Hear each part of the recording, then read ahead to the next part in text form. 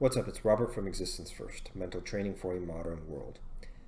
Today's Monday, and I think Mondays are kind of weird days. People are transitioning from the weekend into their work week, or a lot of people are at least.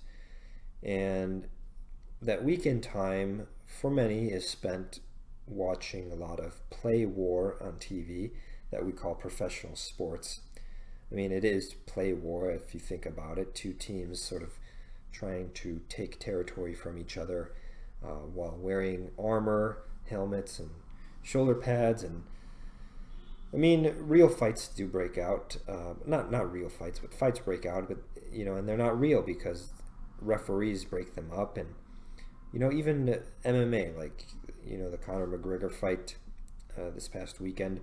That's like as close as you can get to a real fight, but in the end, I still don't think it's real because there's a referee there, and they separate the two after the knockout happens. It's not real like war, but at the same time, there is real war happening on this planet, and it's kind of wild. I think that one example is like I was watching the world news headlines this morning, and apparently these pirates off the coast of Africa took over this like shipping container vessel or ship, and they had guns and they took over the ship, and one of the sailors is already dead, and there's maybe like 15 other sailors left, and it's crazy, that this stuff is happening. I thought when I grew up as a little kid, like reading books about Blackbeard and pirates, and I was fascinated by it. As like I thought that was something from like the 1500s,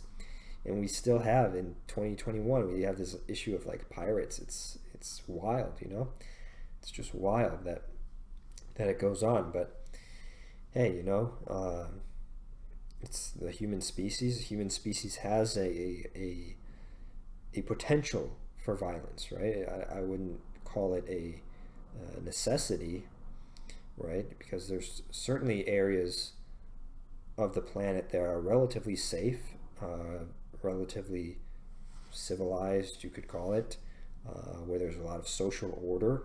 But the thing is, there's systems in place that bring that about, and so if we're going to bring like social order to other areas of the globe and kind of stop things like piracy, I mean, I don't know what the solution is to that. I mean, in the past, I was never into like global studies and that sort of a thing. But as of recently, I'm a little more interested in it because we have to figure out like, what are we going to do, as human beings.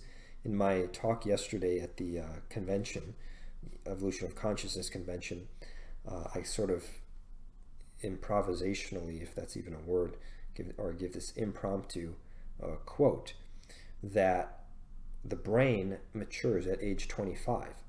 And so anyone age 25 and up, human beings 25 and up, those people really share the responsibility for the condition of this planet, because Homo sapiens is the only species on the planet with